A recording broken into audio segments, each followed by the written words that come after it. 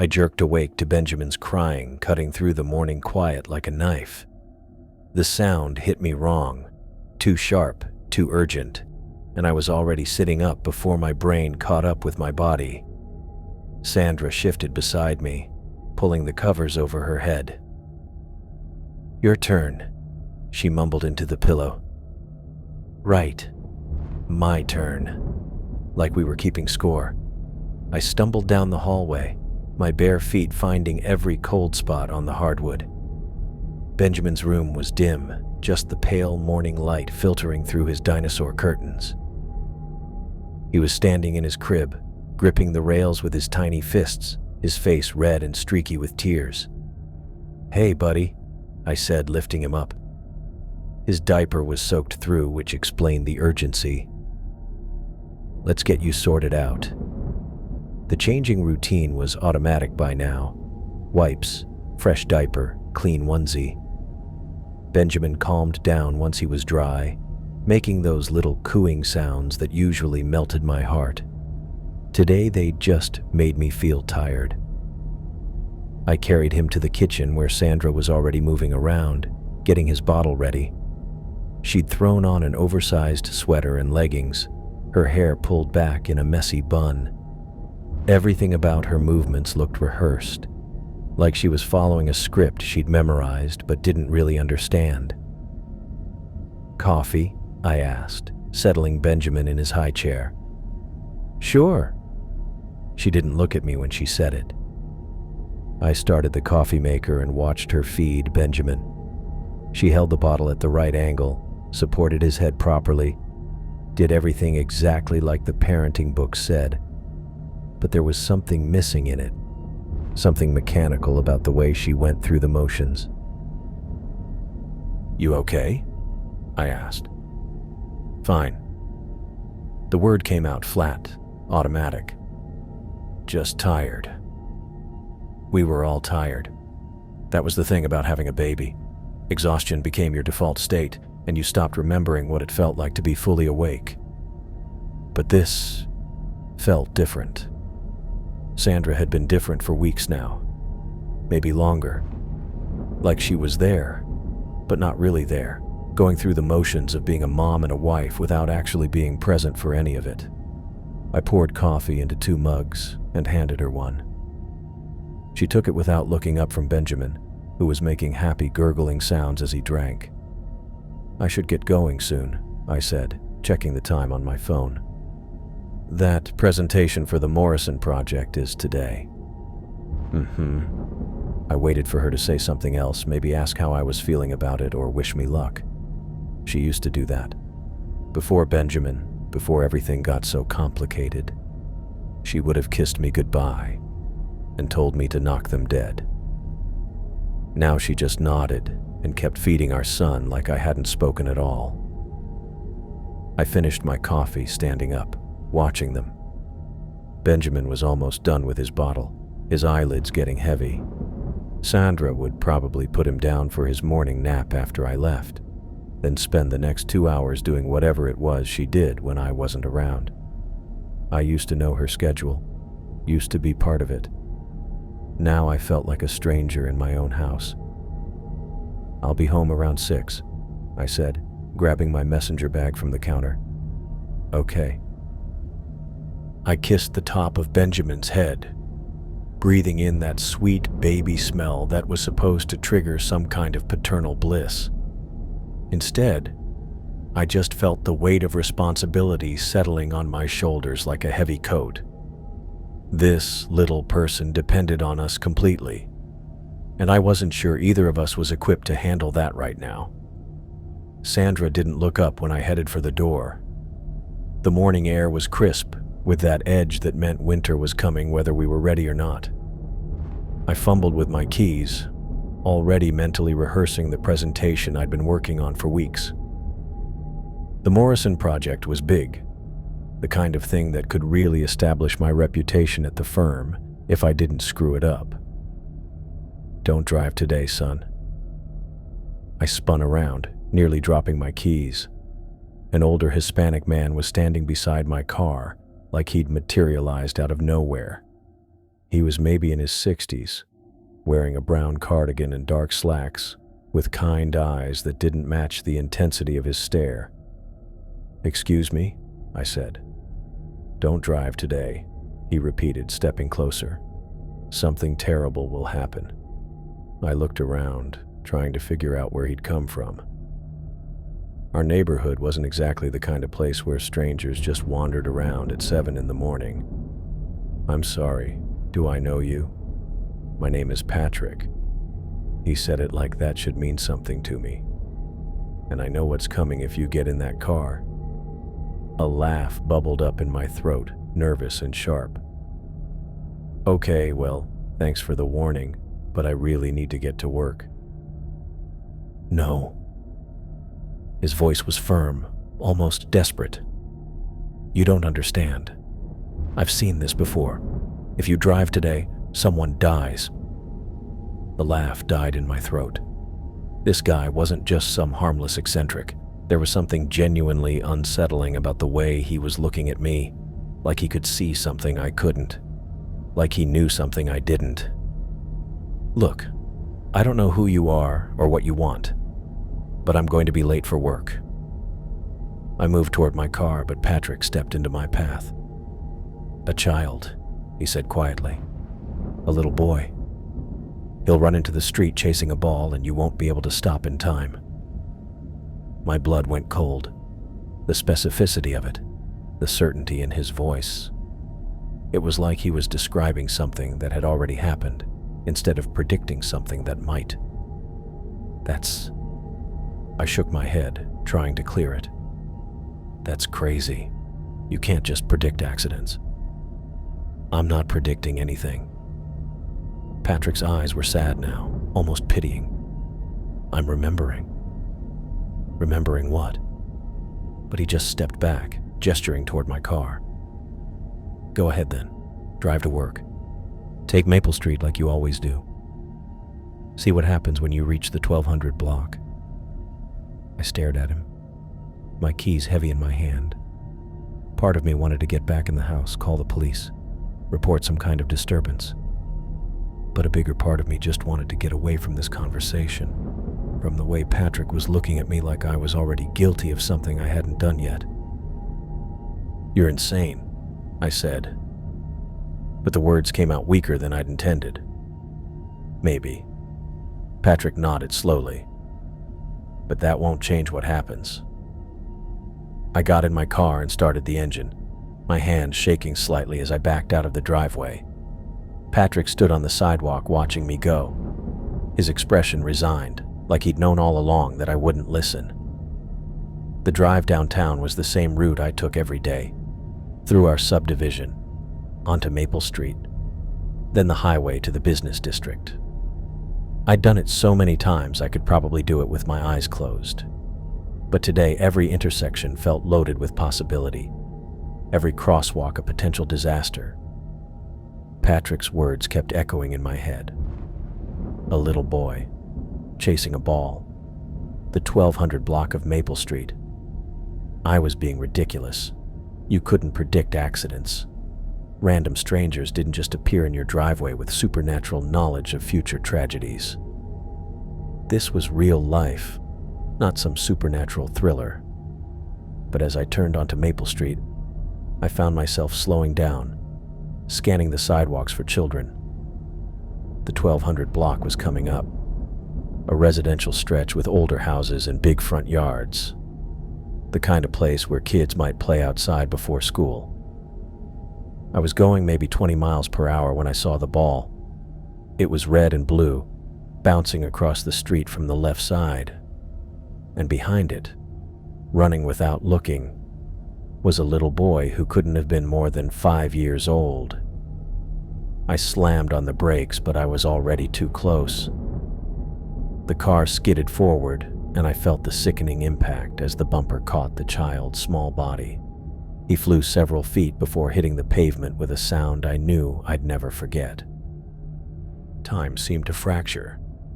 I sat behind the wheel, staring through the windshield at the motionless form in the street. Then a woman was running from one of the houses, screaming, and I was getting out of my car on legs that didn't feel like they belonged to me. The boy was lying on his side, his eyes open but unfocused. Blood was pooling beneath his head, dark against the asphalt. The woman, his mother, I realized, dropped to her knees beside him, gathering him into her arms. "Tommy," she was saying, over and over. "Tommy, baby, look at me." But Tommy wasn't looking at anything. His eyes were fixed on some point beyond all of us. And with each second that passed, they seemed to grow more distant. "I'm sorry," I heard myself saying. "I'm so sorry. He just ran out. I couldn't stop." The woman looked up at me, and the hatred in her eyes was like a physical blow. "You killed him," she said, her voice breaking. "You killed my baby." I wanted to explain about Patrick, about the warning, about how impossible this all was, but the words wouldn't come.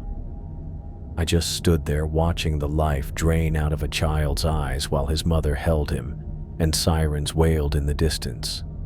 Tommy died in the street, and I knew with absolute certainty that nothing would ever be the same. I jerked awake to Benjamin's crying cutting through the morning quiet like a knife. The sound hit me exactly the same way, too sharp, too urgent, and I was sitting up before the thought fully formed. Wait, this was... Sandra shifted beside me, pulling the covers over her head. "Your turn," she mumbled into the pillow. The words were identical. The exact same tone, the same muffled quality through the fabric. My skin went cold as I stumbled down the hallway, my bare feet finding those same cold spots on the hardwood. Benjamin stood in his crib gripping the rails, his face red and streaky with tears. The dinosaur curtains filtered the same pale morning light.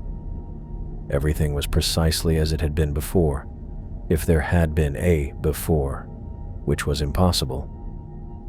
"Hey, buddy," I said, my voice sounding strange to my own ears. I lifted him up and his diaper was soaked through, just like last time, or the time I thought I remembered. The changing routine felt like muscle memory layered on top of muscle memory. In the kitchen, Sandra moved through her rehearsed motions, oversized sweater, messy bun, that mechanical precision with Benjamin's bottle.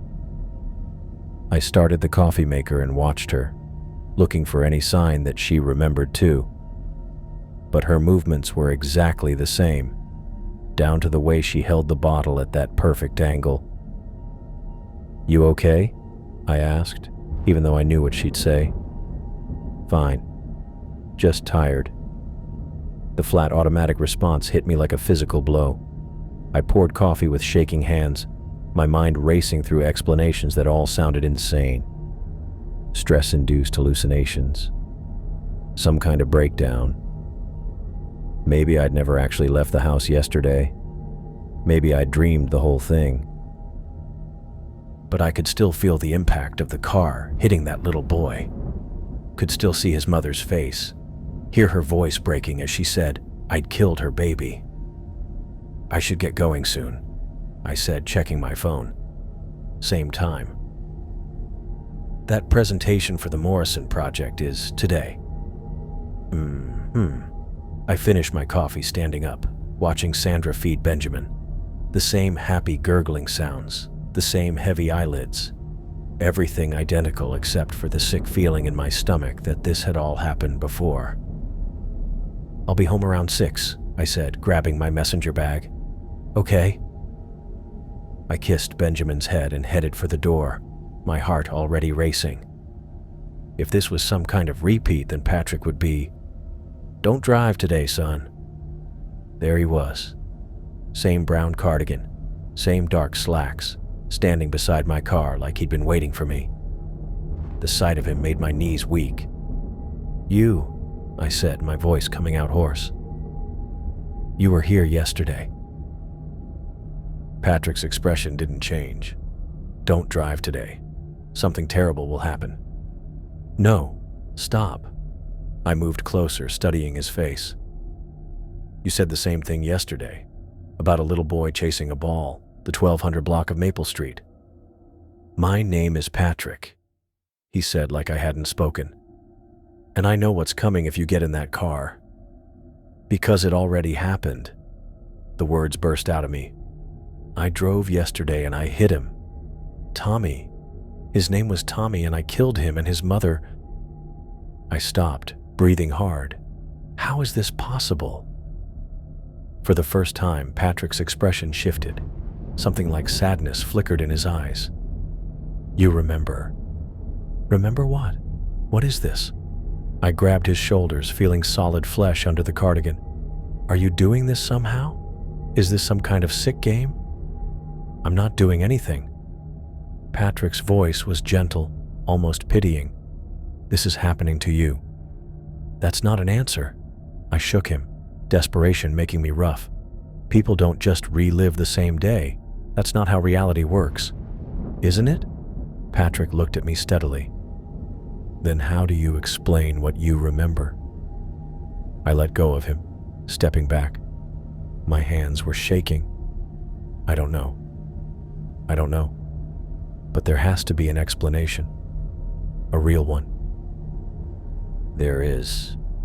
Patrick straightened his cardigan where I'd wrinkled it. But you're not ready to hear it yet. Try me. You've been here before, Dallas. Many times.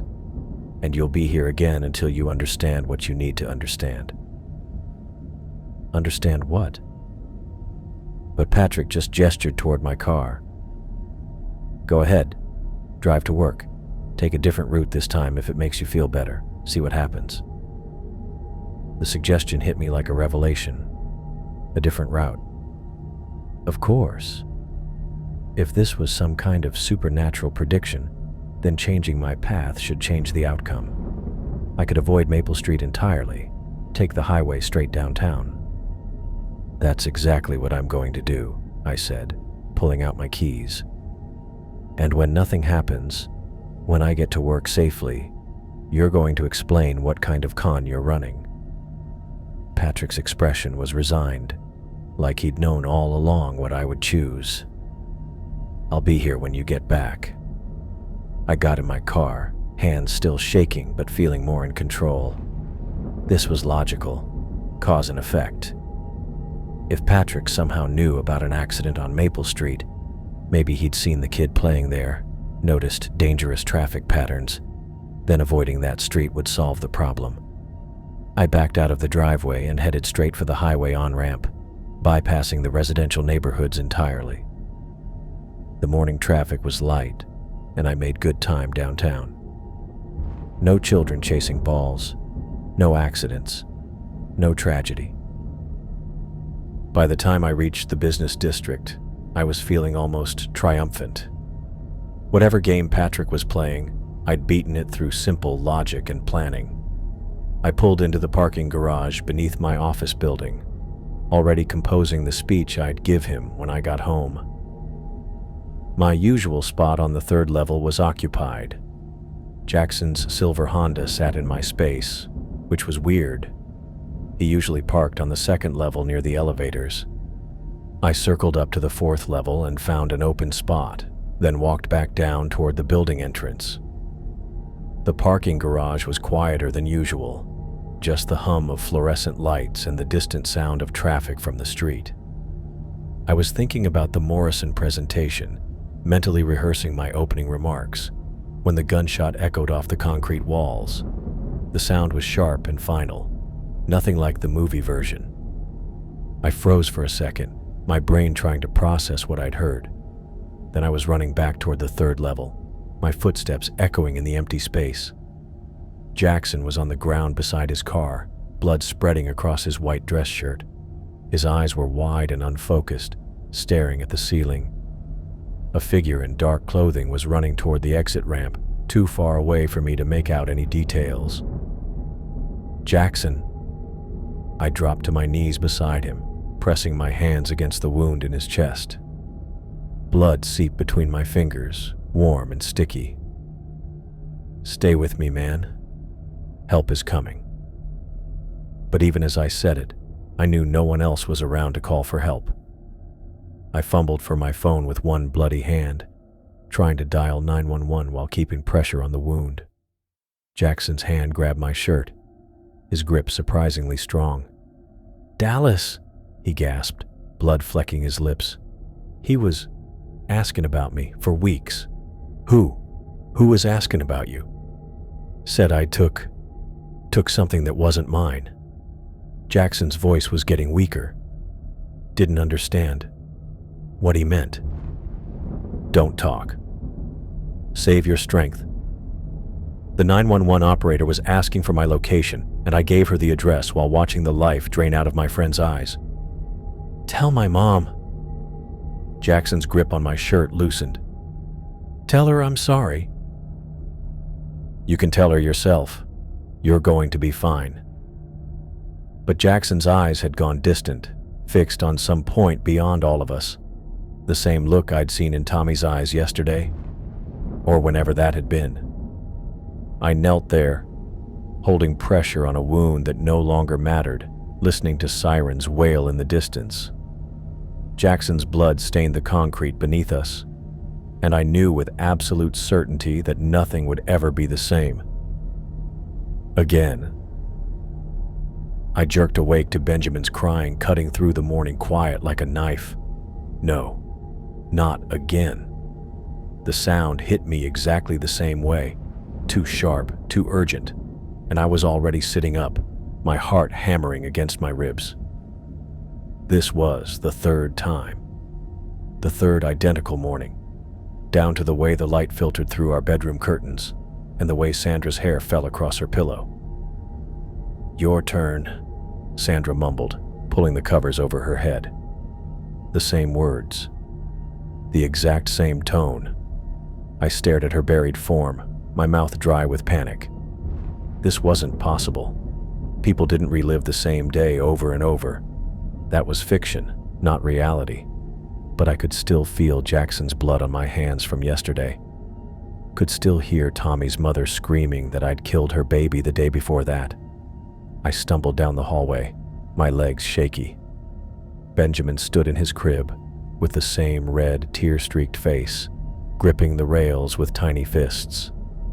Everything was precisely as it had been twice before. The dinosaur curtains, the soaked diaper, even the way he calmed down when I lifted him up. "Hey, buddy," I whispered, my voice cracking. "We're going to figure this out." In the kitchen, Sandra moved through her mechanical routine. Oversized sweater, messy bun, that rehearsed precision with Benjamin's bottle. I watched her more carefully this time, looking for any crack in the pattern, any sign that she remembered too. Nothing. She was exactly the same. I started the coffee maker with trembling hands, my mind racing. If this was real, if I was somehow trapped in this day, then Patrick would be waiting outside. Patrick, who seemed to know what was coming before it happened. "You okay?" I asked Sandra, even though I knew her response. "Fine. Just tired." The flat, automatic words made my skin crawl. I poured coffee and handed her a mug, studying her face. She looked exhausted, but there was something else underneath. Something I'd missed the first 2 times because I'd been too focused on my own problems. "I should get going soon," I said, testing the script. "That presentation for the Morrison project is today." But I wasn't going anywhere. Not today. Not when I knew what was waiting out there. I finished my coffee and grabbed my messenger bag, my heart already racing as I headed for the door. If Patrick was there, if he said the same things, then I'd know for certain that I was losing my mind. "Don't drive today, son." There he was. Same brown cardigan, same dark slacks, standing beside my car like he'd been waiting for me. The sight of him made my knees weak, but this time I was ready. I dropped my bag and crossed the driveway in 3 quick steps, grabbing Patrick by the shoulders. He felt solid, real warm through the fabric of his cardigan. "You," I said, my voice shaking. "You know what's happening to me?" Patrick's expression didn't change, but something flickered in his eyes. Recognition, maybe. Or sadness. "Don't drive today," he said quietly. "Something terrible will happen." "Stop." I shook him, desperation making me rough. "Stop saying that. I've heard it before. Twice. The little boy chasing the ball, the shooting in the parking garage. I've lived through this day already." For a long moment, Patrick just stared at me. Then his shoulders sagged, and the rehearsed quality left his voice. "You remember," he said, and it wasn't a question. "Remember what? What is this?" My grip tightened on his cardigan. "Are you doing this to me somehow? Is this some kind of experiment?" "No." Patrick's voice was gentle, almost pitying. "I'm not doing anything. This is happening to you." "That's not an answer." I was shouting now, not caring if the neighbors heard. "People don't just relive the same day over and over. That's impossible." "Is it?" Patrick looked at me steadily. "Then how do you explain what you remember?" I let go of him, stepping back. My hands were shaking. "I don't know. Stress, maybe. Some kind of breakdown. But there has to be a logical explanation." "There is." Patrick straightened his cardigan where I'd wrinkled it. "But you're not ready to hear it yet." "Try me." Patrick's eyes held genuine sadness now, like he was looking at something broken that couldn't be fixed. "You've been here before, Dallas, many times, and you'll keep coming back until you understand what you need to understand." "Understand what?" "That some things can't be prevented. Some tragedies are already in motion, and all the replaying in the world won't change them." The words hit me like a physical blow. "You're talking about my family." Patrick nodded slowly. "I'm talking about today, about what happens if you leave this house." "Then I won't leave." The solution seemed obvious now, brilliant in its simplicity. "I'll stay home. I'll call in sick, spend the day with Sandra and Benjamin. No driving, no accidents, no deaths." "Dallas." "No." I was already backing toward the house, my mind racing with possibilities. If I stay here, if I don't go anywhere, then nothing bad can happen. I can keep them safe. Patrick's expression was resigned, like he'd known all along what I would choose. "Staying home won't save anyone." "We'll see about that." I turned and ran back to the house, leaving Patrick standing in the driveway. My hands shook as I fumbled with my phone, dialing my office. "This is Dallas Stevenson," I said when the receptionist answered. "I need to call in sick today. Food poisoning. I won't be able to make the Morrison presentation." The words felt strange in my mouth. I'd never called in sick for something important before. Never missed a deadline or presentation. But none of that mattered now. The only thing that mattered was keeping my family safe. I found Sandra in the kitchen, still feeding Benjamin. She looked up when I walked in, confusion flickering across her face. "I thought you left for work." "I called in sick." I sat down across from her, studying her face more carefully than I had in weeks. "I thought we could spend the day together, as a family." Something shifted in Sandra's expression. Surprise, maybe, or suspicion. "You never call in sick." "I know, but the Morrison project can wait. You and Benjamin are more important." She stared at me for a long moment, then looked back down at Benjamin. "I'm not really good company right now." "You don't have to be good company. You just have to be here." Sandra finished feeding Benjamin in silence, her movements still mechanical but somehow more tense now. When he was done, she lifted him to her shoulder and patted his back until he burped, then stood up abruptly. "I think I need to lie down for a while," she said, not meeting my eyes. "I didn't sleep well last night." "Sandra, wait. I reached for her hand, but she pulled away. "Talk to me. What's going on?" "Nothing's going on. I'm just tired." The same flat, automatic response, but there was an edge to it now. "Can you watch Benjamin for a few hours?" "Of course, but maybe we could..." "I just need some space, Dallas. Please." She handed Benjamin to me and disappeared down the hallway. I heard our bedroom door close, then the soft click of the lock engaging. I spent the next hour playing with Benjamin on the living room floor, trying to ignore the growing knot of anxiety in my stomach. He was happy enough, gurgling and reaching for the colorful toys scattered around him. But I kept thinking about Sandra's expression, the way she'd pulled away from my touch.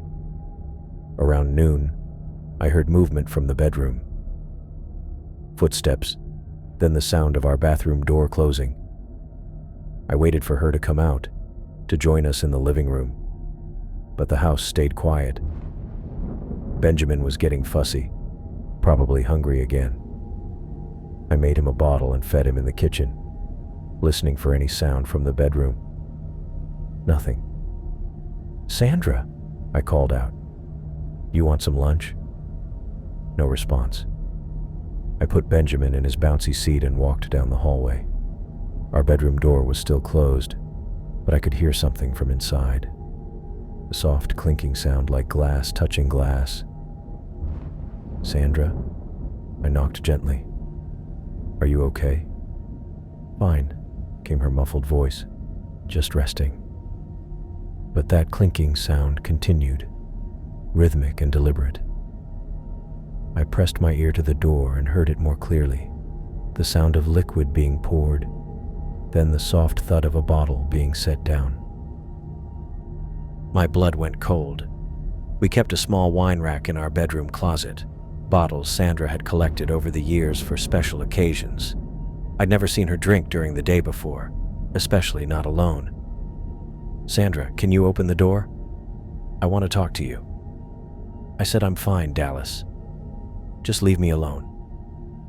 The edge in her voice was sharper now, almost hostile. I tried the handle, but the door was definitely locked. I went back to Benjamin, my mind racing.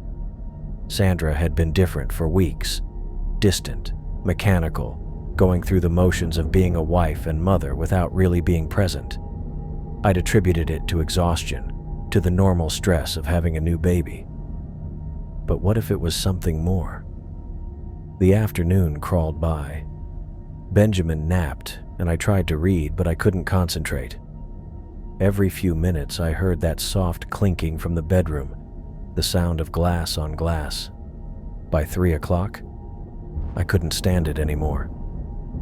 "Sandra, I'm coming in," I called out, then used the small key we kept on top of the door frame to unlock it. The bedroom was dim, curtains drawn against the afternoon light. Sandra was sitting on the edge of the bed in her pajamas, an empty wine bottle on the nightstand beside her, and another one half empty in her hands. "I told you to leave me alone," she said, without looking up. Her words were slightly slurred. "Sandra, what are you doing?" I sat down beside her, trying to keep my voice calm. "It's 3 in the afternoon." "So?" She took another drink straight from the bottle. "I'm not driving anywhere. I'm not hurting anyone. You're hurting yourself, and you're scaring me." She laughed, but there was no humor in it. "I'm scaring you? That's rich." "What do you mean?" "Nothing." She took another drink. "Forget I said anything." "No, tell me. What did you mean?" Sandra was quiet for a long moment, staring at the wine bottle in her hands. When she finally spoke, her voice was barely above a whisper.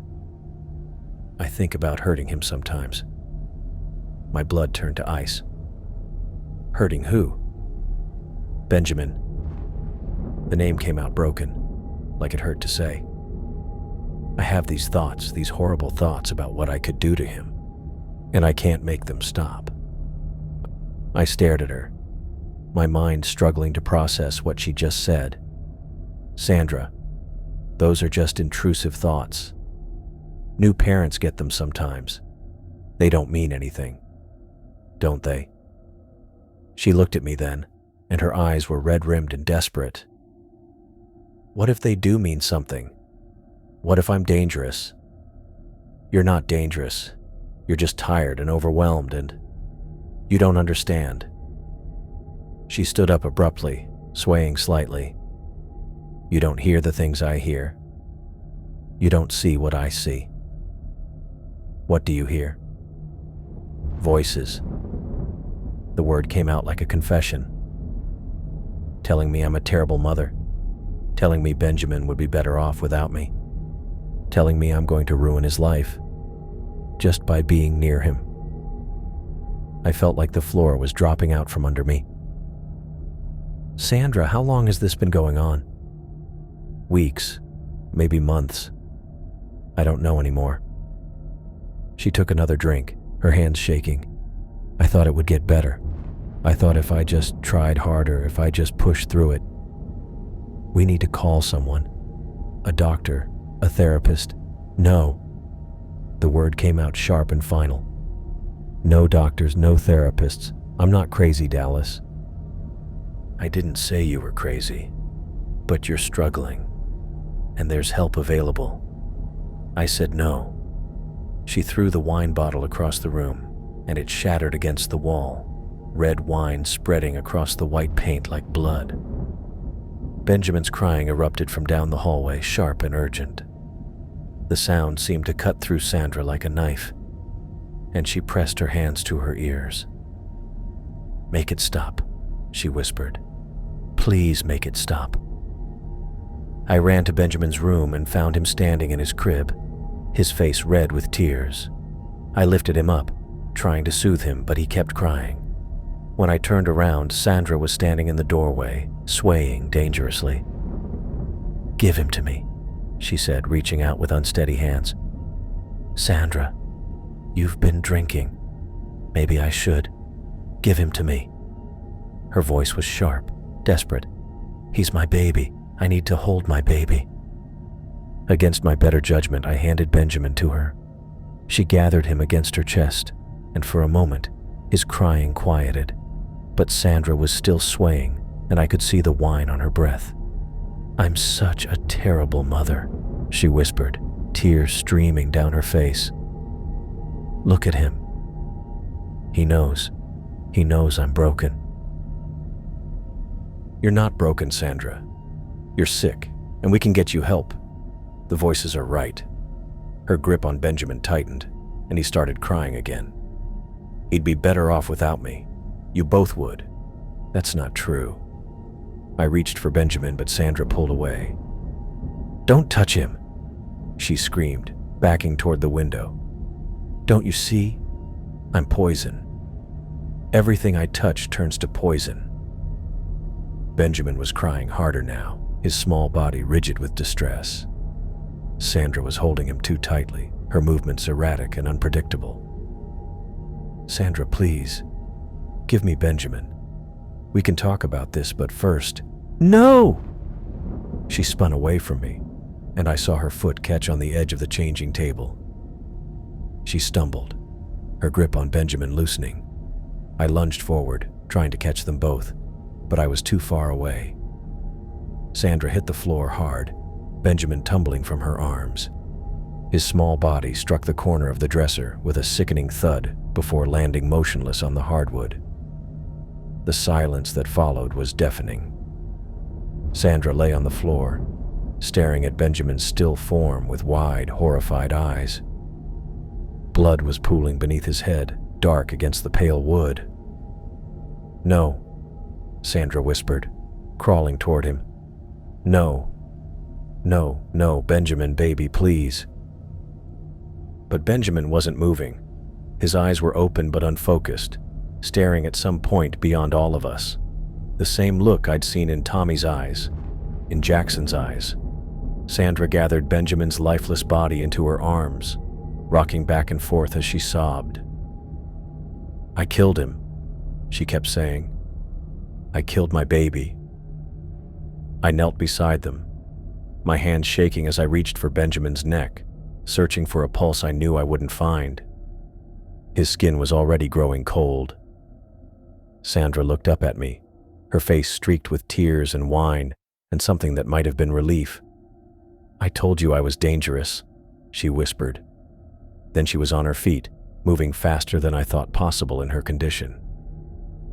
She ran from the room, and I heard the bathroom door slam shut. I started to follow, but then I heard the sound of breaking glass, and Sandra's scream cut through the air like a blade. I found her on the bathroom floor, blood spreading from the deep gashes she'd torn in her wrists with a broken wine glass. Her eyes were already growing distant, fixed on some point beyond all of us. "I'm sorry," she whispered as the life drained out of her. "I'm so sorry." I knelt there in the spreading pool of blood, holding my dead son while my wife died beside me, and I knew with absolute certainty that nothing would ever be the same again. I jerked awake to Benjamin's crying, cutting through the morning quiet like a knife. 4th time. The number hit me like a physical blow as I sat up, my heart already hammering. 4 identical mornings, 4 different ways my family died. The pattern was becoming clear. No matter what I did, no matter how I tried to change things, tragedy followed us like a shadow. "Your turn," Sandra mumbled, pulling the covers over her head. But this time I was ready. This time I'd been watching her more carefully, seeing the signs I'd missed before, the mechanical movements, the flat responses, the way she'd pulled away from my touch. And the drinking. Always the drinking. I stumbled down the hallway, but instead of going straight to Benjamin's room, I made a detour to our bedroom closet. The wine rack sat in the corner, 6 bottles Sandra had collected over the years. I grabbed them all, then moved through the house systematically. The cooking wine in the kitchen, the whiskey in the dining room cabinet, even the vanilla extract that contained alcohol. Everything went down the kitchen sink, the sound of liquid hitting metal oddly satisfying. If Sandra couldn't drink, maybe she couldn't spiral. Maybe this time would be different. Benjamin's crying had intensified by the time I reached his room. Same soaked diaper, same red face, same desperate grip on the crib rails. But as I changed him, I felt more in control. I'd eliminated one variable. I was thinking like an engineer again, solving problems through systematic elimination. In the kitchen, Sandra moved through her rehearsed motions with the bottle. I watched her more carefully now, looking for the cracks beneath the surface. Her hands shook slightly as she tested the formula temperature. Her eyes had a glassy quality that I'd attributed to exhaustion but now recognized as something else entirely. "You okay?" I asked, even though I knew her response. "Fine. Just tired." The same flat words, but I heard the tremor underneath now, the barely controlled desperation. I started the coffee maker and grabbed my messenger bag, my heart already racing as I headed for the door. Patrick would be waiting, and this time I had specific questions. "Don't drive today, son." There he was, same brown cardigan, same dark slacks, but his expression seemed more serious today, more urgent. "Patrick." I dropped my bag and crossed the driveway quickly. "We need to talk. About Sandra." Something flickered in his eyes. Surprise, maybe, or recognition. "You're starting to see." "See what?" "That my wife has fallen apart. That she's drinking during the day and having thoughts about hurting Benjamin." The words poured out of me. "I know something's wrong with her. I've known for weeks, but I don't know how to help." Patrick's expression darkened. "Staying home won't save anyone, Dallas." "What do you mean?" "If I'm here, if I can watch her." "You can't watch her every second. And even if you could, the problem isn't what she might do when you're not looking. The problem is what she's already decided to do." The words hit me like ice water. Decided to do? Your wife is very sick, sicker than you realize, and sick people don't always think clearly about what's best for the people they love. I stared at him, my mind racing. You're talking about Sandra specifically, not some general warning about accidents or random violence. You know something about my wife. Patrick nodded slowly. I know she's in pain. I know she thinks that pain is poisoning everything around her. And I know that sometimes, when people are in that much pain, they make choices that seem logical to them but are devastating to everyone else. Then help me stop her. I can't stop her, Dallas. Only she can do that. But she has to want help first. And right now, she doesn't think she deserves it. I turned and ran back to the house, Patrick's words echoing in my head. Sandra was still in the kitchen, mechanically feeding Benjamin. She looked up when I burst through the door, confusion flickering across her face. I thought you left for work. I'm staying home today. I sat down across from her, studying her face. Sandra, I need to ask you something, and I need you to be honest with me. Her shoulders tensed. What? Are you drinking during the day? The question hung in the air between us. Sandra's face went through a series of expressions: surprise, guilt, anger, and finally defiance. What kind of question is that? The kind a husband asks when he's worried about his wife. I kept my voice gentle but firm. I've noticed things, Sandra. The way you've been acting, the distance between us. And yesterday I heard... Yesterday? Her eyes narrowed. What do you mean yesterday? I caught myself just in time. I mean lately. I've been noticing things lately. Sandra finished feeding Benjamin in silence, her movements more tense now. When she was done, she stood up abruptly. I think I need to lie down for a while. Sandra, wait. I reached for her hand. We should talk about this. There's nothing to talk about. She pulled away from my touch. I'm fine. But she wasn't fine. I could see it in the way her hands shook, and the desperate edge to her voice. She disappeared down the hallway, and I heard our bedroom door close. I spent the next hour playing with Benjamin, listening for sounds from the bedroom. But instead of the soft clinking of glass I'd heard before, there was only silence. Maybe removing the alcohol had worked. Maybe this time would be different. Around noon, I heard movement from the bedroom. Footsteps, then the sound of our front door opening and closing. I ran to the window and saw Sandra walking quickly down the street, her purse clutched tightly in her hands. She was going to buy more alcohol. The realization hit me like a punch to the gut. I'd eliminated the supply in our house, but I couldn't eliminate every liquor store in the city. I called her phone, but it went straight to voicemail. Then I called again, and again. Benjamin was getting fussy, probably hungry, but I couldn't concentrate on anything except the growing knot of anxiety in my stomach. Sandra came back 3 hours later, carrying 2 grocery bags that clinked suspiciously when she set them down. Her movements were already unsteady, her eyes glassy and unfocused. Where did you go? I asked, trying to keep my voice calm. Grocery store. She didn't meet my eyes. We needed things. What kind of things? Just things, Dallas. God, why are you interrogating me? She moved toward the kitchen and I followed, Benjamin in my arms. Sandra was pulling items from the bags: bread, milk, baby formula, and underneath, poorly hidden, 2 bottles of vodka. Sandra, you don't need those. Don't tell me what I need. Her voice was sharp, defensive. I'm not hurting anyone. You're hurting yourself, and you're scaring me.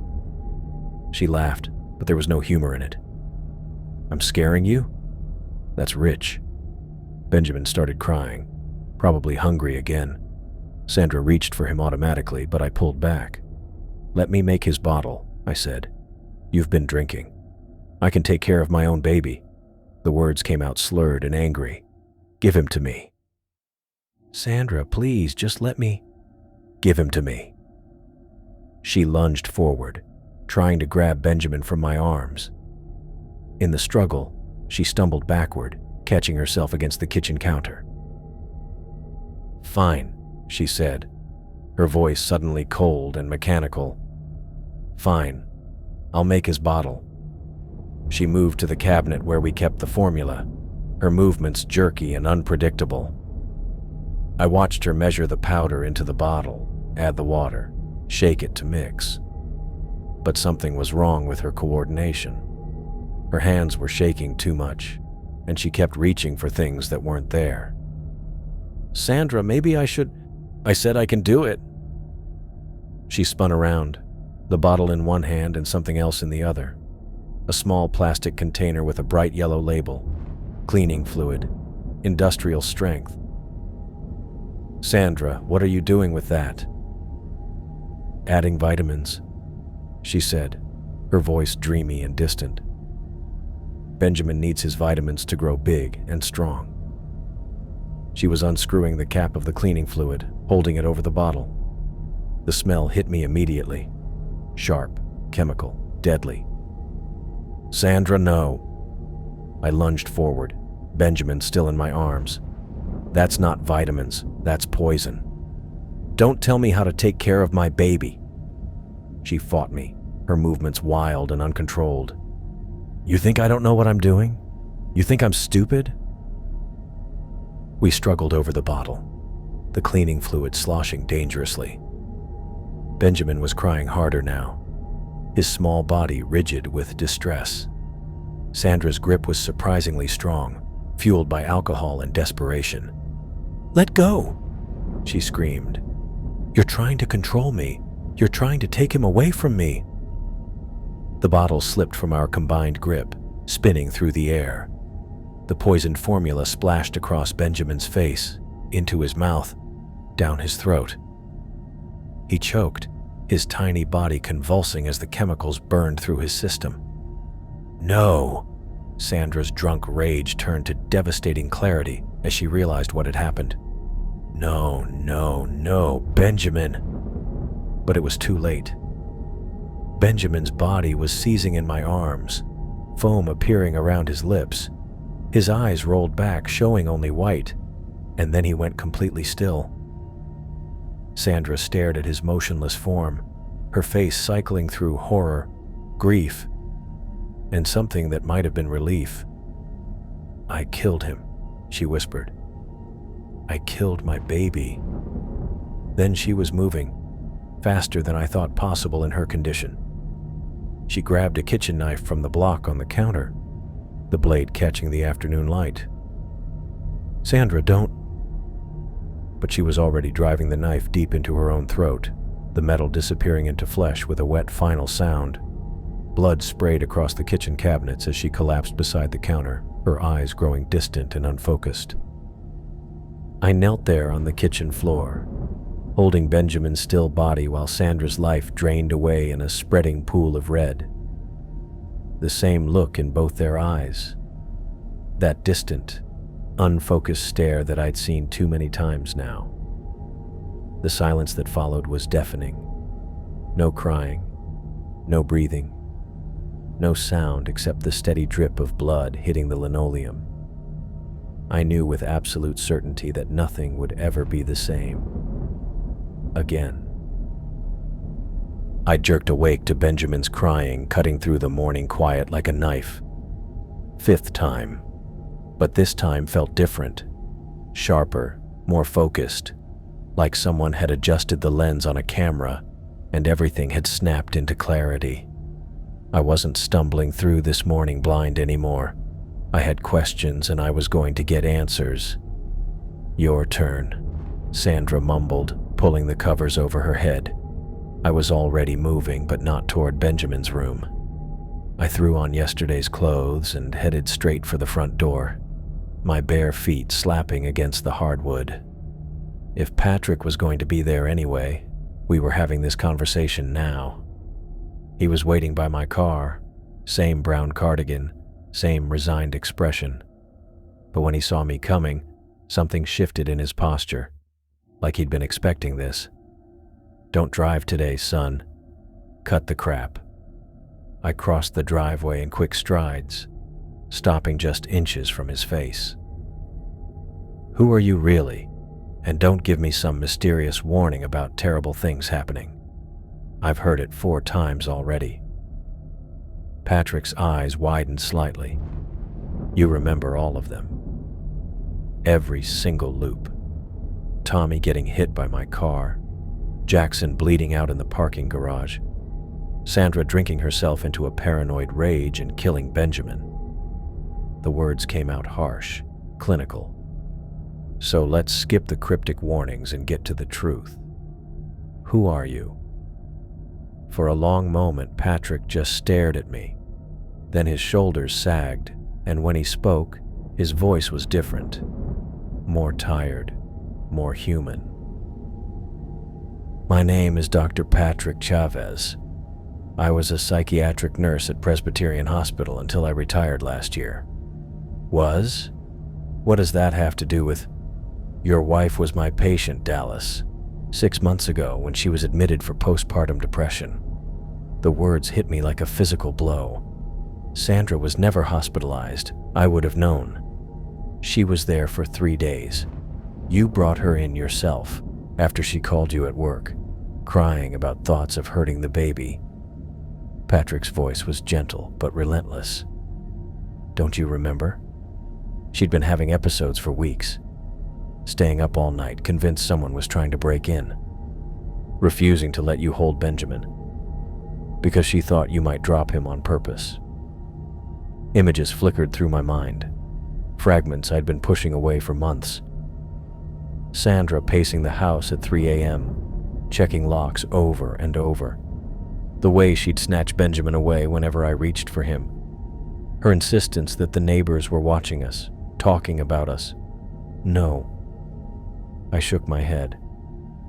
She had some anxiety after the birth, but nothing that serious. Nothing that required hospitalization.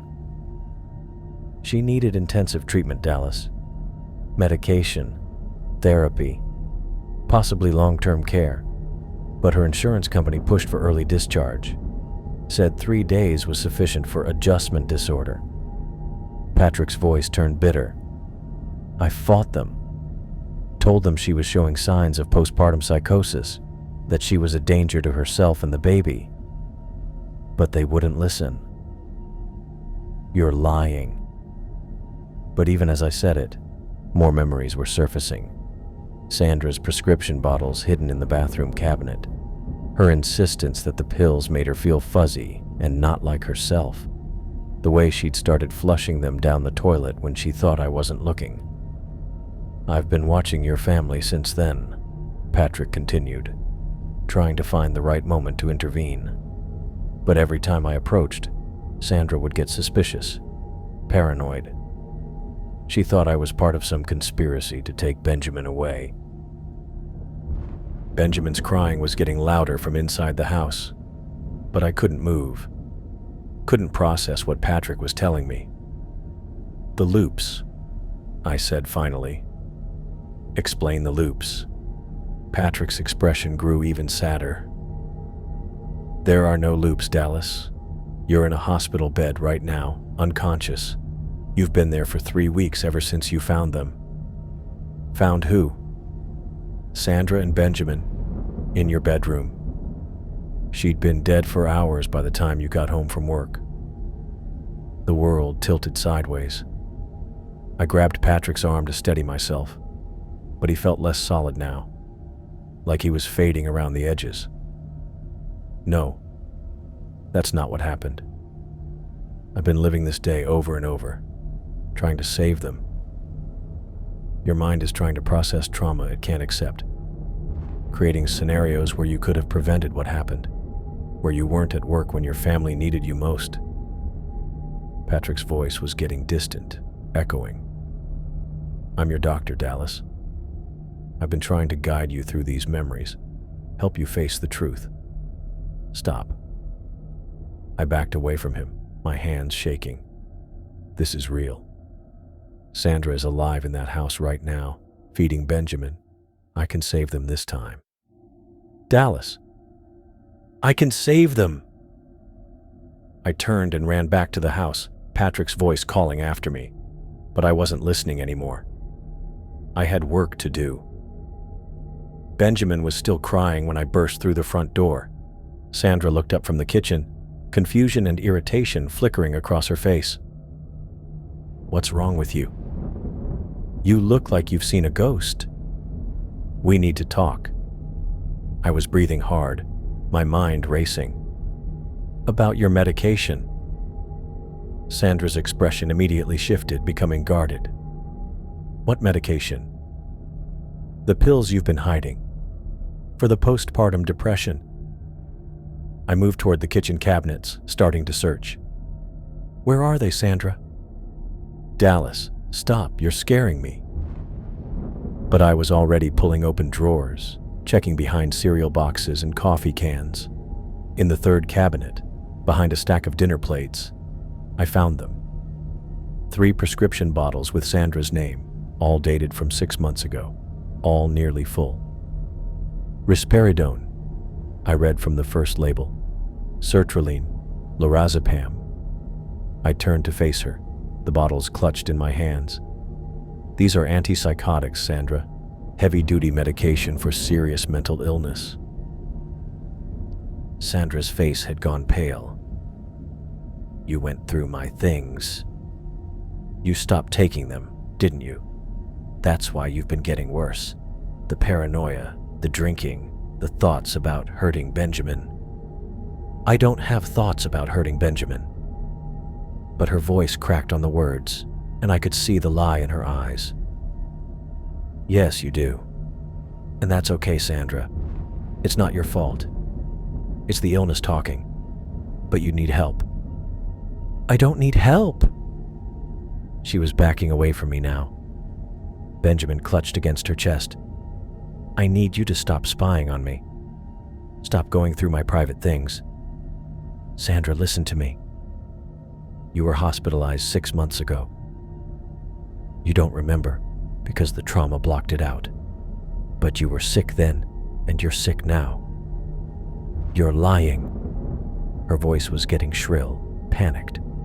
You're making that up to make me think I'm crazy. Benjamin started crying harder, responding to the tension in Sandra's voice. She looked down at him, and for a moment, her expression softened. Then it hardened again, becoming suspicious and cold. You want to take him away from me, she said quietly. That's what this is about. You and that doctor, you're working together. What doctor? The one outside. I saw you talking to him, planning how to get rid of me. Sandra was moving toward the hallway now, backing away from me step by step. You think I'm an unfit mother? Sandra, there's no conspiracy. I love you. I want to help you. Stay away from us. She turned and ran down the hallway, Benjamin's cries echoing off the walls. I heard our bedroom door slam, then the click of the lock engaging. I followed, pressing my ear to the door. Sandra was talking to Benjamin in a low, urgent voice, but I couldn't make out the words. Then I heard something that made my blood run cold, the sound of furniture being dragged across the floor. Sandra, open the door. No, you can't have him. I won't let you take my baby. I tried the handle, but the door was locked tight. The key we kept on the door frame was gone. Sandra must have taken it inside with her. Sandra, please, just talk to me. We can work this out. There's nothing to work out. Her voice was muffled now, like she was speaking from across the room. I know what you're planning. I know what that doctor told you to do. I pressed my shoulder against the door, testing its strength. It was solid wood, but the frame was old. If I hit it hard enough. If you try to break down this door, I'll hurt him." Sandra's voice cut through my thoughts like a blade. "I swear to God, Dallas, I'll hurt him before I let you take him away." I froze, my hand on the doorknob. Through the thin wood I could hear Benjamin crying, sharp, distressed wails that seemed to go on forever. "Sandra, you don't want to hurt Benjamin. You love him." "I do love him." The words came out broken, desperate. "That's why I can't let you poison him against me. That's why I have to protect him from what you're planning to do." "I'm not planning anything. I just want to help." "Liar." Something crashed against the door from the inside. A lamp, maybe, or a picture frame. "You think I don't know what happens to mothers like me? You think I don't know where they take babies when they decide the mother is unfit?" Benjamin's crying was getting weaker now, more intermittent, like he was exhausting himself. "Sandra, Benjamin needs food. He needs to be changed. Let me help. I can take care of my own baby." But her voice was shaking, uncertain. "I don't need your help. I don't need anyone's help." The house fell quiet, except for Benjamin's occasional whimpers. I stood outside the bedroom door, my mind racing through options. I could call the police, but Sandra had already threatened to hurt Benjamin if anyone tried to intervene. I could try to break down the door, but that might trigger exactly the kind of violent episode I was trying to prevent. Hours passed. The afternoon light faded to evening, and still Sandra wouldn't open the door. Benjamin's crying had stopped entirely, which somehow felt worse than the constant wailing. "Sandra," I called softly. "Is Benjamin okay?" No response. "Sandra, please, just tell me he's okay." Still nothing. I pressed my ear to the door again, straining to hear any sound from inside. There was something, a soft, rhythmic noise that took me a moment to identify. Rocking. Sandra was rocking back and forth, probably holding Benjamin, but why wasn't he making any sound? "Sandra, I'm going to count to 10. If you don't answer me, I'm breaking down this door." "Don't." Her voice was barely a whisper. "Don't come in here." "Why not?" "Because it's too late." The words hit me like ice water. "What do you mean it's too late?" "I tried to keep him safe. I tried to protect him from what you were planning. But he wouldn't stop crying, and the voices kept getting louder, and I just wanted him to be quiet for a minute." I threw my shoulder against the door with everything I had. The frame splintered, and the door burst open, revealing the bedroom in the dim evening light. Sandra sat in the corner, rocking back and forth with Benjamin in her arms. But Benjamin wasn't moving. His small body was limp, his face blue-tinged and still. "I didn't mean to," Sandra whispered, not looking up. "I just put the pillow over his face for a second, just to muffle the crying. But then he got so quiet, and I couldn't wake him up." I dropped to my knees beside them, reaching for Benjamin's still form. His skin was cold, his eyes open but unseeing, the same distant stare I'd seen too many times now. "Sandra, what did you do?" "I saved him." She looked up at me then, and her eyes were completely empty. "I saved him from what you were going to do to us." Then she was moving, faster than I thought possible. Her hand closed around the heavy glass paperweight from our nightstand, and she brought it down against her own temple with devastating force. The sound was wet and final. Sandra collapsed beside Benjamin, blood spreading across the hardwood floor. Her eyes found mine one last time, already growing distant and unfocused. "I'm sorry," she whispered. "I'm so sorry." Then she was gone, and I was alone with their bodies, and I knew with absolute certainty that nothing would ever be the same. Again. I jerked awake to Benjamin's crying cutting through the morning quiet like a knife. 6th time. But this time I wasn't stumbling around in confusion or denial. This time I knew exactly what was happening, what had been happening for months before this day ever occurred. Sandra's illness hadn't started yesterday or last week. It had been building like pressure in a cracked pipe, and I'd been too busy, too tired, too focused on my own problems to see the warning signs. "Your turn," Sandra mumbled, pulling the covers over her head. I was already reaching for my phone, scrolling through contacts until I found the number I'd programmed months ago, but never used. Dr. Rebecca Martinez, Sandra's psychiatrist from her brief hospitalization, the one Sandra claimed she didn't need anymore, the one whose calls I'd stopped returning because Sandra seemed better. The phone rang twice before a professional voice answered. "Dr. Martinez's office. This is Dallas Stevenson. My wife Sandra is your patient and I need to speak with the doctor immediately. It's an emergency." "Mr. Stevenson, Dr. Martinez isn't in yet, but I can take a message." "No, you don't understand. My wife stopped taking her medication months ago and she's having a psychotic episode. She's alone with our baby and I think she might hurt him." The words felt like broken glass coming out of my throat. But they were true. They'd been true for weeks, and I'd been too proud or too scared to admit it. "Sir, if you believe there's immediate danger, you should call 911. "Dallas?" Sandra's voice came from behind me, sharp and suspicious. "Who are you talking to?" I turned to find her standing in the doorway, Benjamin in her arms. Her hair was wild, her eyes too bright, and she was holding our son too tightly against her chest. "I'll call you back," I said into the phone, but Sandra was already moving. She snatched the phone from my hands before I could hang up, her movements quick and jerky like a bird's. "Dr. Martinez's office," she read from the screen, her voice getting higher.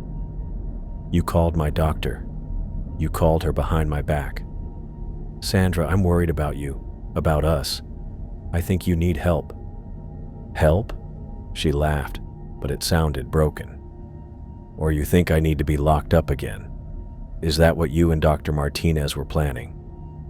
Benjamin started crying, responding to the tension in Sandra's voice and grip. She looked down at him with an expression I couldn't read.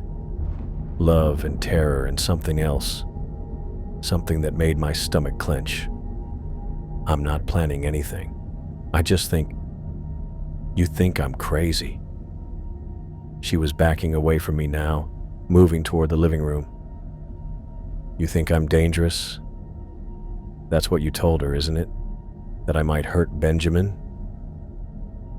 The truth was written all over my face, and Sandra saw it. Her expression shifted from paranoid to devastated to furious in the span of seconds. "Get out," she said quietly. "Sandra, get out!" The words came out as a scream that made Benjamin cry harder. "Get out of my house. Get away from my baby." I took a step toward her, hands raised peacefully. "I'm not going anywhere. We're going to work through this together." "Together?" Sandra's laugh was sharp and bitter. "Like we worked through it when you had me committed?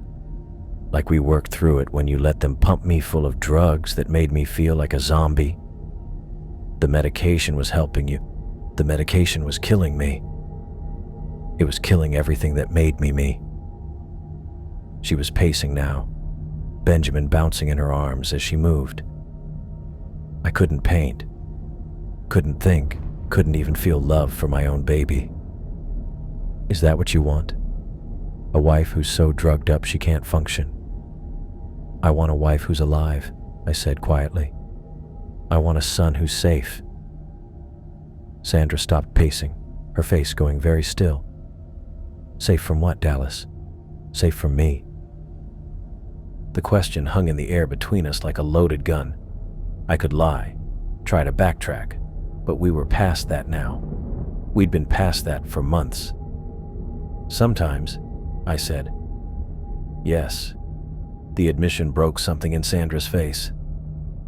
She looked down at Benjamin, who had quieted in her arms, his small face red and streaky from crying. "You're right," she whispered. "You're absolutely right. Sandra, I think about it, about hurting him." Her voice was conversational now, almost casual. Not because I want to, but because the thoughts just come, like someone else is putting them in my head. My blood turned to ice. What kind of thoughts? Terrible ones. About dropping him down the stairs. About putting a pillow over his face when he won't stop crying. About how quiet the house would be if he just stopped. She was still holding Benjamin, still rocking him gently, but her words were like knives cutting through the morning air. "Those aren't your thoughts," I said carefully. "That's the illness talking. The postpartum psychosis." "Don't." Sandra's voice turned sharp again. "Don't give it a name like that makes it better. Don't pretend this is something that can be fixed with the right diagnosis and the right pills. It can be fixed, Sandra. With treatment. With support. I've been in treatment." She spun to face me. Benjamin clutched against her chest. "I've taken the pills, talked to the doctors, done everything they told me to do. And I still think about killing my baby every single day." The words hit me like physical blows. I'd known Sandra was struggling, but I hadn't understood the depth of it. The daily battle she was fighting just to keep Benjamin safe from her own mind. "Then we'll find different treatment. Better doctors. Whatever it takes." There is no whatever it takes, Dallas. Don't you get it? I'm broken. Something inside me is fundamentally broken, and it's not getting better. She moved to the window, looking out at the street where Patrick stood beside my car. Even from inside the house, I could see his brown cardigan, his patient, waiting posture. "He's out there again," Sandra said quietly. "Your friend." "He's not my friend. He's..." I stopped, not sure how to explain Patrick without sounding as crazy as Sandra thought she was. "He's what?" I looked out the window at Patrick, and for the first time he looked different. More solid, more real. Like he was actually standing there instead of being projected by my guilt-ridden mind. "He's trying to help," I said finally. Sandra laughed, but there was no humor in it. "Everyone's trying to help. You, the doctors, the social workers who keep calling to check in. But none of you understand what it's like to love someone so much that you want to destroy them." She turned away from the window and I saw tears streaming down her face. "I love Benjamin more than my own life," she whispered. "And that's exactly why I can't trust myself with him." The truth of it hit me like a sledgehammer. This wasn't about Sandra being selfish or weak or unwilling to get better. This was about a mother's love being twisted by illness into something that felt dangerous and wrong. "We'll figure it out," I said, but the words sounded hollow even to me. "No, Dallas, we won't." Sandra wiped her face with her free hand, her expression becoming eerily calm. "Because there's nothing to figure out. Some problems don't have solutions." She was moving toward the kitchen now. Benjamin still in her arms. I followed, my heart hammering against my ribs. "Sandra, what are you doing?" "Making his bottle. He's hungry." But her movements were wrong, too precise, too mechanical, like she was following a script instead of responding to Benjamin's needs. I watched her measure formula into the bottle, add water, shake it to mix. Everything looked normal, but something felt off. The way she held the bottle, the expression on her face, the careful distance she was maintaining from the cabinet where we kept the cleaning supplies. "Sandra, let me do that. I can make my own baby's bottle," she said without looking at me. "I'm still his mother, even if you don't trust me to be." "I do trust you." "Liar." The word came out flat and final. "You called my doctor behind my back." You think I'm going to hurt Benjamin? You've probably been planning to have me committed again. That's not true, isn't it? She turned to face me, the bottle in one hand. Tell me honestly, Dallas. If I have another episode, if I get worse, what's your plan? What happens to me? I opened my mouth to answer, but no words came. Because she was right. I had been thinking about it, researching options, preparing for the possibility that Sandra might need long-term care. That's what I thought, Sandra said quietly. You've already written me off. You're just waiting for an excuse to get rid of me. That's not... It's okay, she interrupted. I understand, I really do. You have to protect Benjamin, even if it means sacrificing me. She was testing the bottle temperature on her wrist now, her movements still too careful, too controlled. The thing is, she continued conversationally, I've been thinking the same thing. About protecting Benjamin, about what's best for him. Sandra, what are you saying? I'm saying maybe you're right. Maybe I am dangerous. Maybe Benjamin would be better off without me. She moved toward me, the bottle extended like an offering. But something in her eyes made me step back instead of reaching for it. What did you put in there? Nothing, she said, but her voice was too steady, too calm. Just formula, just what Benjamin needs. Sandra, give me the bottle. Why? Don't you trust me to feed my own baby? We stared at each other across the kitchen, Benjamin quiet in her arms, the bottle suspended between us like a weapon. Please, I said quietly. Just give me the bottle. Sandra's face crumpled and suddenly she was crying again, her whole body shaking with sobs. I can't, she whispered. I can't give him to you, and I can't keep him safe from me. I can't do anything right.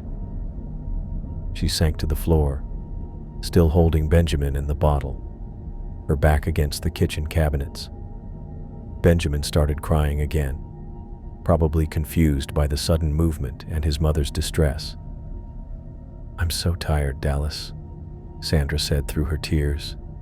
I'm so tired of fighting my own mind every day, of loving him so much it feels like dying, of being afraid of what I might do when you're not here to stop me. I knelt beside her, close enough to touch, but not quite daring to. Then let me help. Let the doctors help. You don't have to fight this alone. But I do, she said, looking up at me with red, swollen eyes, because even with help, even with medication and therapy and all the support in the world, I'm still going to be his mother. And mothers who think about hurting their babies don't deserve to keep them. That's not true. It is true. The words came out fierce and broken. And deep down you know it. That's why you called Dr. Martinez. That's why you've been watching me like I'm a bomb about to go off. She was right, and we both knew it. I had been watching her, waiting for signs of another breakdown, preparing for the worst while hoping for the best. I love you, I said, because it was the only true thing I could think of. I know, Sandra whispered. And I love you too. That's what makes this so hard. She looked down at Benjamin, who had quieted again in her arms. Her expression was soft, maternal, completely at odds with the conversation we'd been having.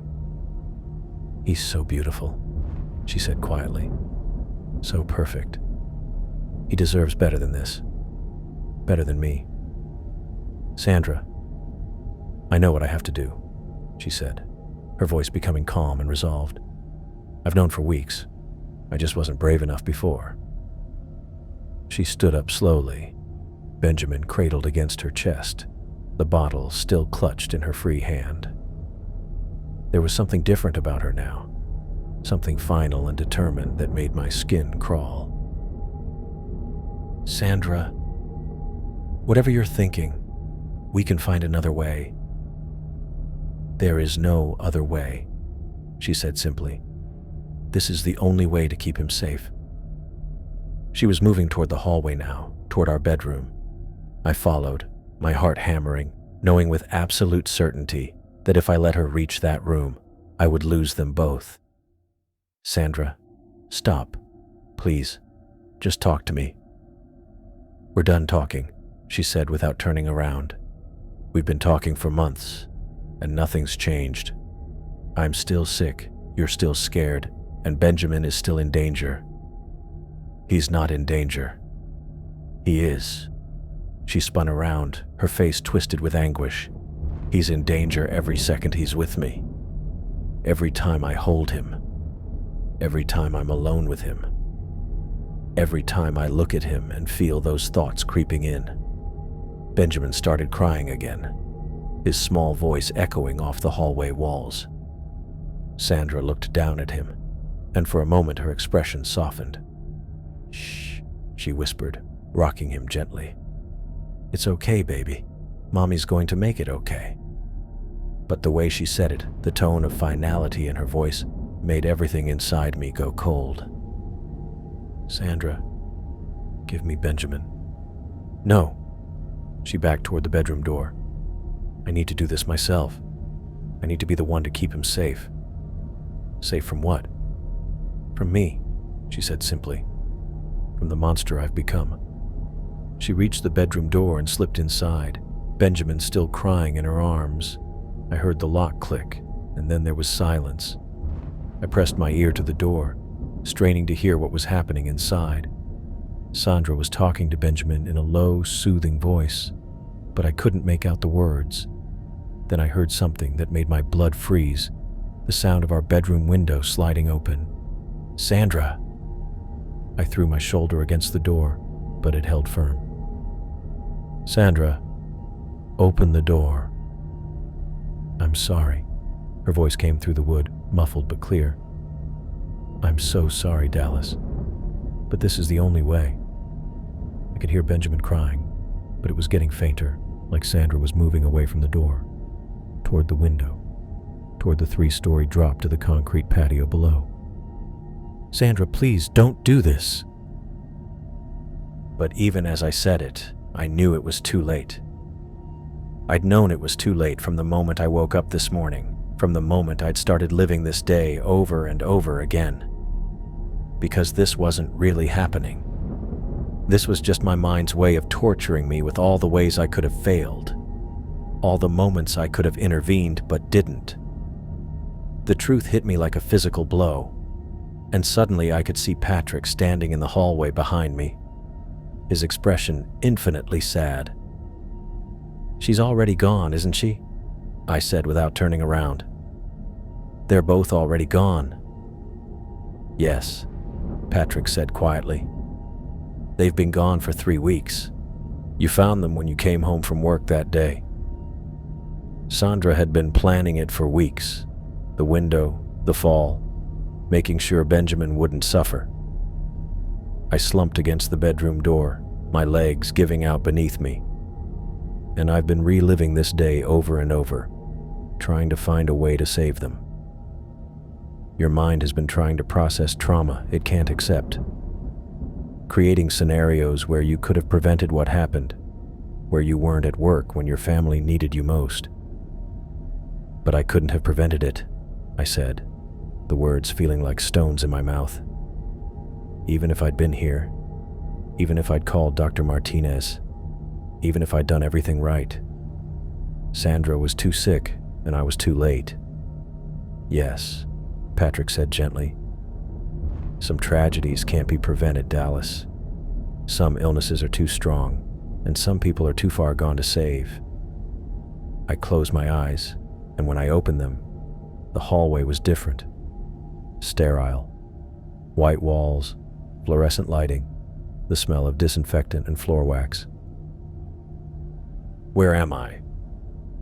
"Presbyterian Hospital," Patrick said, and now I could see he was wearing scrubs instead of the brown cardigan. "You've been catatonic for 3 weeks. I'm Dr. Chavez, your psychiatrist." I looked down at my hands and saw IV lines, Hospital bracelets, the pale skin of someone who hadn't seen sunlight in weeks. The loops were your mind's way of trying to find a different ending, a version of events where you weren't to blame, where love and determination could overcome mental illness and tragedy. But they couldn't, I said quietly. No, Dr. Chavez said. They couldn't. And that's not your fault, Dallas. That's just the truth. I closed my eyes again, and for the first time in weeks, or maybe months, I felt something like peace. Not happiness, not relief, but the quiet acceptance that comes with finally stopping the fight against reality. When I opened my eyes again, I was ready to begin the long, difficult work of learning to live with what I couldn't change. I jerked awake to Benjamin's crying cutting through the morning quiet like a knife. 7th time. But this time something was different. The sound didn't fill me with panic or desperate determination. Instead, it felt like a goodbye, the last echo of a voice I'd been trying to hold on to for too long. "Your turn," Sandra mumbled, pulling the covers over her head. I didn't move toward the door or reach for my phone. I just turned toward her, really looking at my wife for what I somehow knew would be the last time. Her hair was tangled against the pillow, her face pale and drawn even in sleep, beautiful and broken and fighting a war I'd never understood. "Sandra," I said quietly. She shifted, pulling the covers down just enough to peer at me with one eye. "What?" "I love you. Whatever happens today, whatever you're going through, I need you to know that I love you." Her expression shifted from irritation to confusion to something softer. She sat up slowly, studying my face in the dim morning light. "Dallas, what's wrong? You look..." "Scared," I finished. "I look scared because I am. I'm scared of losing you, and I'm scared I already have." Benjamin's crying was getting more insistent from down the hall, but neither of us moved. Sandra's eyes were wide now, fully awake. "I don't understand." "You're sick," I said gently. "Really sick. And I've been pretending it's just baby blues or exhaustion because I didn't want to face how bad things have gotten." Sandra's face went very still. "Dallas, you've been having thoughts about hurting Benjamin. Terrible thoughts that scare you so much you can barely function. You stopped taking your medication because it made you feel numb. But without it, the thoughts are getting worse." Tears started sliding down Sandra's cheeks, but she didn't deny it. She just stared at me like I'd reached inside her mind and pulled out her darkest secrets. "How did you..." "Because I should have been paying attention. I should have seen the signs instead of burying myself in work and pretending everything was fine." I reached for her hand, and she didn't pull away. "I'm sorry, Sandra. I'm so sorry I let you fight this alone." Benjamin's crying reached a crescendo, and Sandra flinched like the sound was physically painful. "I should go to him," she whispered. "In a minute. First, I need to make a phone call." I picked up my phone and dialed Dr. Martinez's number. This time when the receptionist answered, I didn't panic or demand immediate attention. "This is Dallas Stevenson. My wife Sandra is Dr. Martinez's patient and we need help. Sandra stopped taking her medication and she's having intrusive thoughts about harming our baby. We need someone to come to the house today." Sandra was crying harder now, but she wasn't running or denying it. She just sat there, letting the truth wash over both of us. "Mr. Stevenson, I can have Dr. Martinez call you back within the hour, and I can arrange for a crisis intervention team." "Yes," I said. "All of that. Whatever it takes." I hung up and turned back to Sandra, who was staring at me with a mixture of terror and relief. "They're going to take me away," she whispered. "They're going to help you. There's a difference." "But what if I can't get better?" What if the medication doesn't work this time? What if I'm just broken? I pulled her into my arms, feeling how thin she'd gotten, how fragile. Then we'll figure it out together. But we're not giving up, and we're not pretending this isn't happening anymore. Benjamin's crying had shifted to the exhausted hiccups that meant he was wearing himself out. Sandra pulled back from me, wiping her face. I should go to him. But Dallas, I'm scared. What if I'll come with you. We'll take care of him together. We walked down the hallway side by side, and I lifted Benjamin from his crib while Sandra watched from the doorway. His diaper was soaked through, his face red and streaky. But when I picked him up, he immediately started to calm. See, I said to Sandra, you don't have to do this alone anymore. While I changed Benjamin's diaper, Sandra prepared his bottle with shaking hands. But this time, there was no mechanical precision, no hidden agenda. Just a mother trying to care for her baby, despite the chaos in her mind. The thoughts, she said quietly, as Benjamin drank his bottle. They're so vivid, Dallas, so detailed. Sometimes I can't tell if I'm thinking them or if someone else is putting them in my head. Tell me about them. I can't. They're too horrible. Tell me anyway. So she did. Sitting in our kitchen while Benjamin finished his bottle, Sandra told me about the intrusive thoughts that had been tormenting her for months, about wanting to drop him down the stairs, about putting pillows over his face, about how peaceful the house would be if he just stopped existing. I don't want to hurt him, she said through her tears. I love him more than anything, but the thoughts won't stop, and I'm so afraid that one day I won't be able to fight them anymore. That's why we're getting help, I said, today, right now. Dr. Martinez called back within 30 minutes, and by noon, our house was full of people. The doctor, a crisis counselor, 2 EMTs standing by just in case. Sandra sat on our couch holding Benjamin, answering questions with painful honesty. I need to go back to the hospital, she said finally. I know that. I've known it for weeks, but I was too scared to admit it. Voluntary admission? Dr. Martinez asked gently.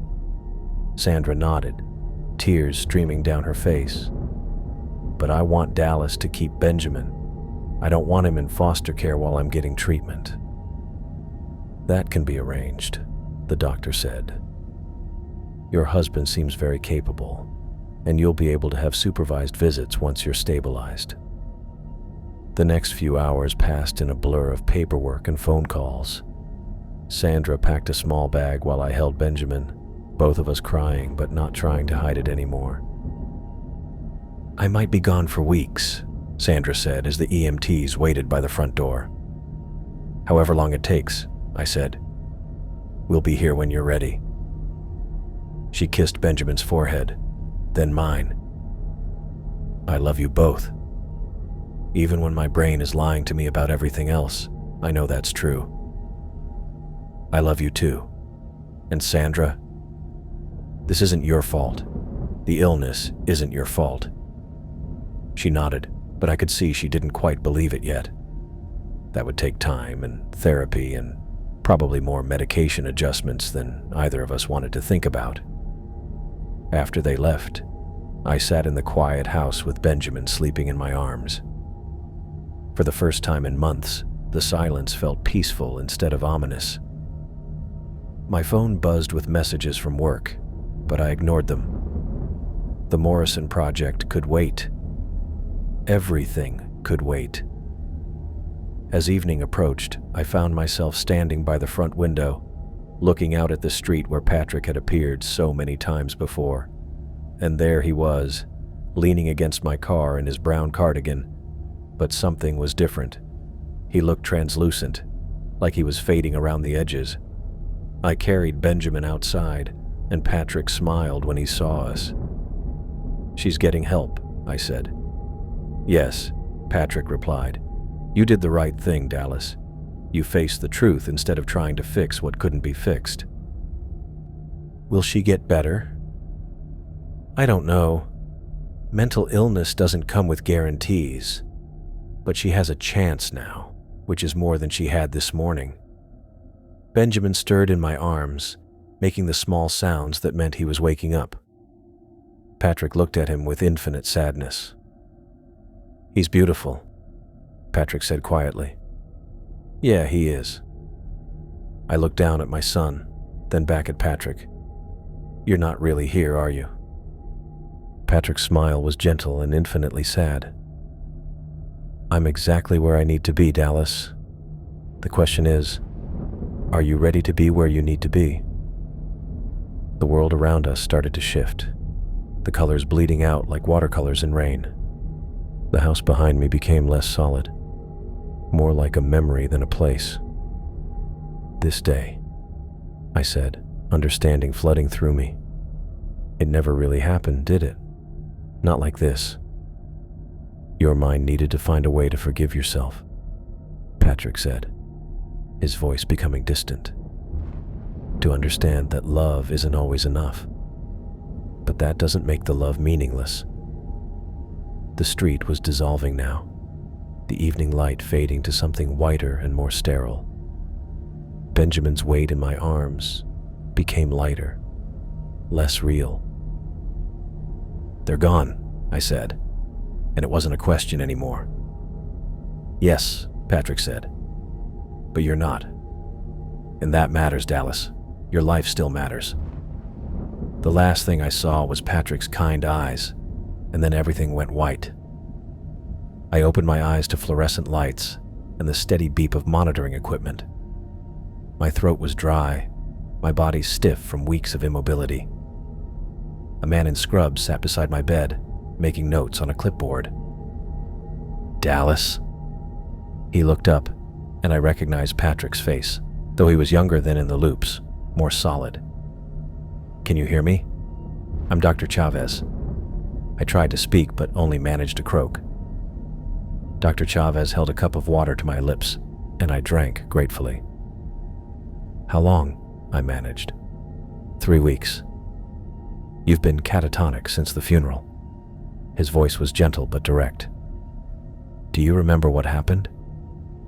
The memories came flooding back. Not the loops, but the real day. Coming home from work to find Sandra and Benjamin in our bedroom. The note Sandra had left explaining that she couldn't fight the thoughts anymore, that this was the only way to keep Benjamin safe.